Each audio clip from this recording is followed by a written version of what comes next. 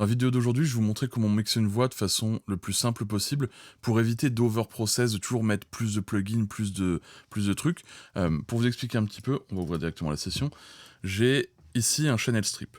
Donc, le but d'un channel strip et pourquoi je vais vous le montrer aujourd'hui, en gros, c'est une tranche de console avec, ici par exemple, on peut utiliser un préamp, on voit qu'on a des filtres, on voit qu'on a EQ, compression, gate, on peut rajouter un petit plugin ici et une sortie. Le but de ça, en fait, au-delà de se rapprocher de ce qui se faisait à l'époque, on n'avait pas tous ces plugins, maintenant on a pléthore de plugins qui servent pas tous, et le fait est que parfois on peut un peu s'y perdre, et on peut surtout en mettre beaucoup pour faire un truc qu'on n'avait pas forcément besoin de faire autant avant, d'accord? Donc en prenant un peu cette base-là de une tranche de console, on se limite en termes de plugins, on se limite en termes d'effets, et du coup on a une voix qui est souvent qui sonne plus naturelle, on garde un peu l'intégrité du signal de base sans trop le triturer, et donc on a des résultats qui sont potentiellement plus clean et encore une fois plus naturels. Pourquoi je vais vous montrer ça? Parce que je vais vous montrer que on peut mixer une voix très bien avec très peu de choses et que ça sert à rien de rentrer toujours dans des trucs et des trucs. C'est bien de connaître ces outils, c'est bien de savoir quand utiliser les choses, mais on va voir aujourd'hui que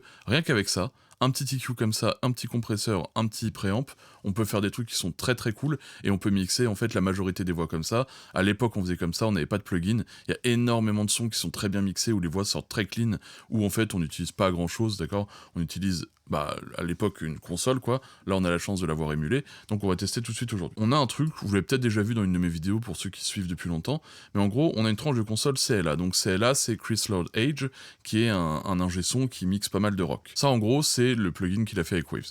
Donc la première chose c'est qu'on va utiliser, en général ça peut être utile si on le met sur toutes les tranches parce que ça sert pas qu'à mixer les voix, ça sert à tout mixer. Souvent j'ai tendance à utiliser le mic et les filtres on va voir. Donc la première chose c'est qu'on va écouter la voix, tac, on va enlever la petite reverb, j'ai aussi rajouté une reverb, mais en gros aujourd'hui on va se servir de ce plugin là et d'une reverb. Premièrement on a ça. Je sais jamais quoi en penser. J'écoute l'un, j'écoute l'autre, puis je me demande qui a raison, puis je me... Moi j'ai tendance à le mettre en gain reduction parce que après quand on utilisera le compresseur, on va voir ici le taux de compression qu'on va appliquer. Pour l'instant on va utiliser le bouton mic, et le bouton mic en fait, ça va me servir un peu pour saturer la voix, pour lui ajouter de la couleur, c'est un préampli. D'accord? Donc on Je écoute. sais jamais quoi en penser. J'écoute l'un, j'écoute l'autre. On voit que le problème, c'est que je gagne aussi beaucoup en volume. Donc soit vous pouvez vous amuser à venir baisser en volume et à monter un peu Je plus. sais jamais quoi en penser. J'écoute l'un, j'écoute l'autre, puis je me demande qui a... Là, on voit que la saturation est de toute façon trop forte. En général, il n'y a pas besoin de monter trop pour commencer à avoir un effet de chaleur. Là, le but, ça va être de rajouter des harmoniques, rajouter de la densité et de la chaleur à la voix. Rien besoin de plus, donc ce petit bouton, on Je écoute. sais jamais quoi en penser. J'écoute l'un, j'écoute l'autre, puis je me demande qui a raison, puis je me rends compte qu'en fait la vie c'est juste un parti pris. Donc je le dis haut et fort. J'en ai rien à foutre de vos causes, ils te parlent d'égalité quand ça leur chante. D'accord, donc là, on a déjà amplifié un petit peu la voix. Maintenant, on va passer à la tranche EQ. Pourquoi j'aime bien cette tranche EQ? Pourquoi je choisis ce channel strip plutôt qu'un autre? Déjà, je trouve qu'il sonne très bien, c'est dur de mal sonner avec.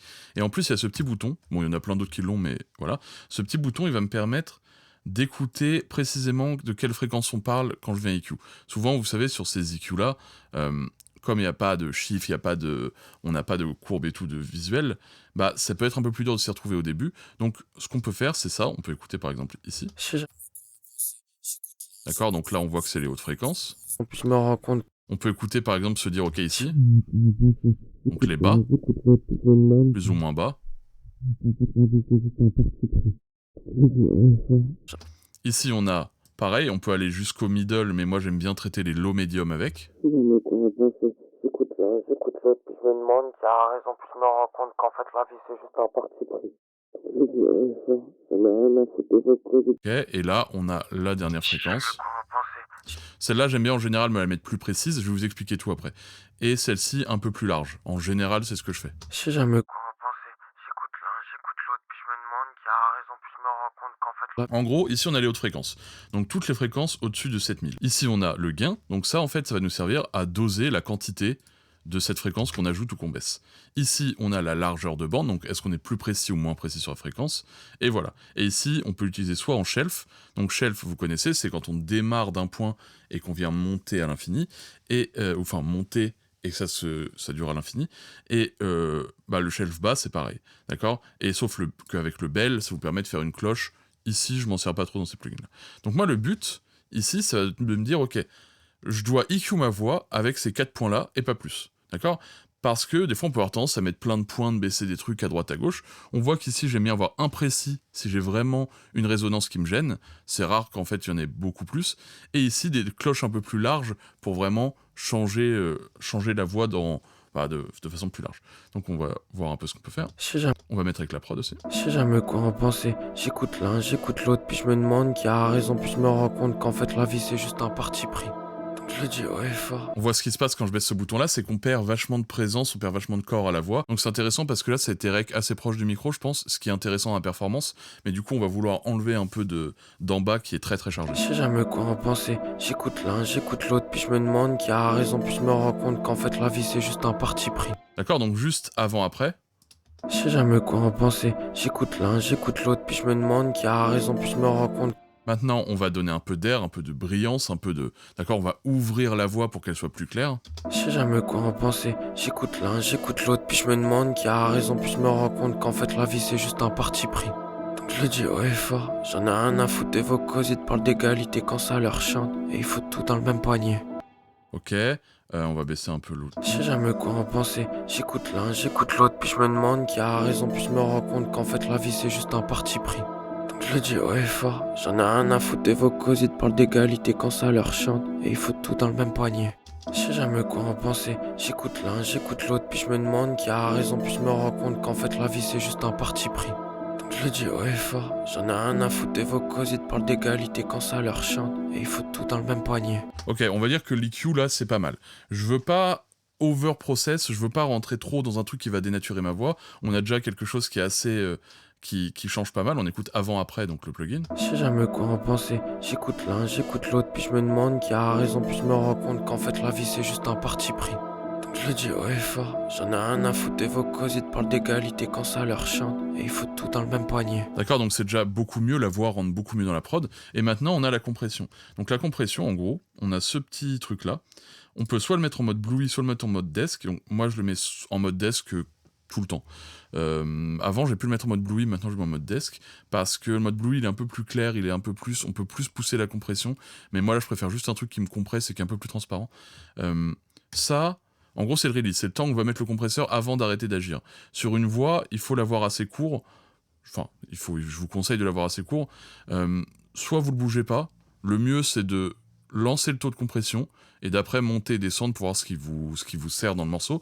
Et ici, vous avez fast attack. Donc, si vous cliquez, l'attaque va être très rapide. Donc, vous allez... ça peut avoir tendance à pomper sur une voix. En général, moi, je laisse l'attaque... comme ça, d'accord? Vous allez pouvoir choisir votre ratio et votre threshold. On va commencer avec un ratio de 4, et on va lancer le threshold pour compresser. Je sais jamais quoi en penser. J'écoute l'un, j'écoute l'autre, puis je me demande qui a raison, puis je me rends compte qu'en fait la vie c'est juste un parti pris. Donc je le dis haut et fort. J'en ai rien à foutre des vocaux, ils te parlent d'égalité quand ça leur chante. Et il faut tout dans le même panier. Personne n'est égal, et personne ne le sera jamais. Si on traite comme de la merde, t'as qu'à partir ou frapper très vite à la tempe. Les mots ça résout tout, encore faut-il accepter de les entendre. Les humains se font la guerre pour des dieux qui existent pas. Des croyances qui donnent du sens à leur vie. On a voulu créer un truc pour canaliser les hommes. Au final, l'histoire t'indique que c'est aussi à cause de ça que la plupart des humains de leur sens est vide. Ok, donc j'ai terminé sur un truc un peu comme ça. En gros, j'ai mis le threshold à fond parce que le signal qui est rentré dedans était pas énorme. Donc on voyait que d'un point de vue compression, c'était pas aberrant.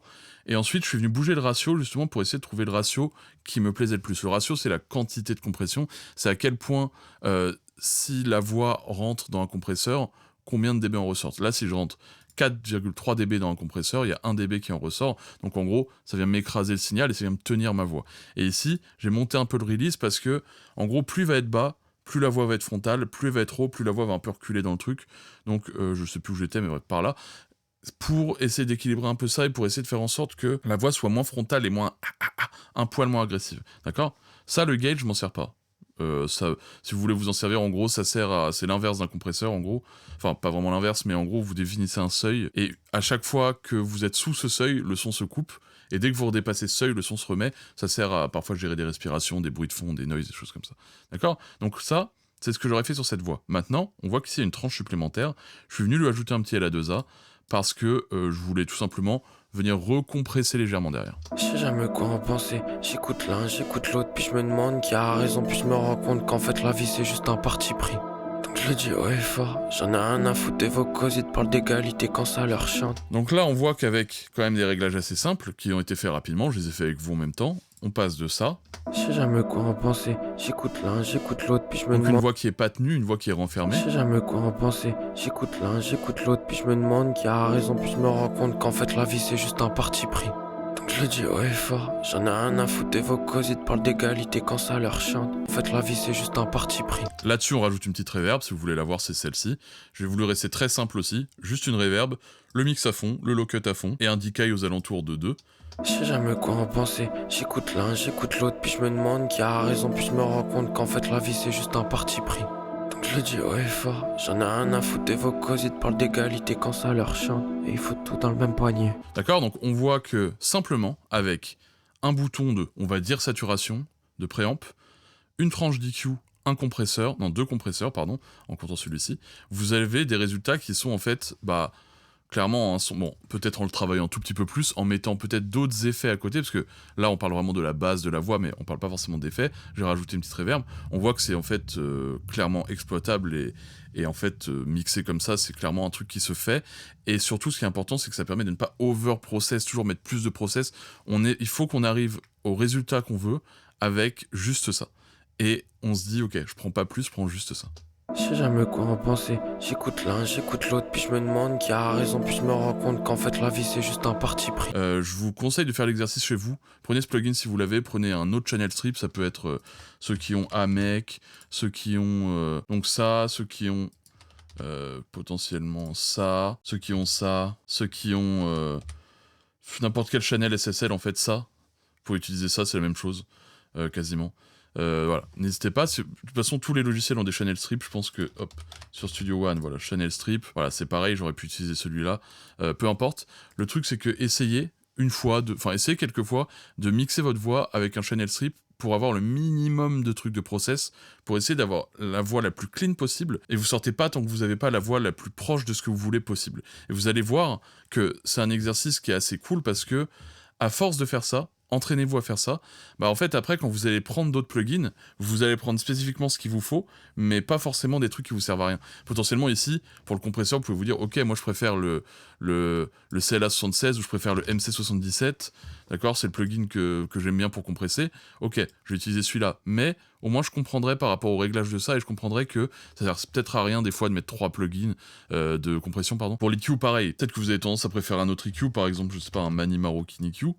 Peut-être que si vous avez tendance à utiliser cet EQ-là, l'autre compresseur que je vous ai montré tout à l'heure, et puis un autre préamp, vous pouvez le faire aussi. Mais au moins, vous voyez que c'est simple. Ça a simplifié votre travail, ça a simplifié la tâche, et c'est hyper important parce que ça permet de garder l'intégrité de votre signal et le naturel de votre voix au maximum, sans avoir... sans partir dans des trucs et des machins. Évidemment, si vous avez besoin de précision sur certains plugins et tout, ça, c'est pas des trucs qui vont apporter une énorme précision. Donc voilà, c'était plus un truc pour un peu vous faire réfléchir à votre façon de mixer, pour réduire la quantité de process. J'espère pouvoir pu vous aider, j'espère que ça vous a appris des choses. Je vous conseille vraiment de faire l'exercice. C'est un truc qui est chouette, c'est un truc qui marche bien. Donc voilà, n'hésitez pas à le faire. Merci de m'avoir écouté.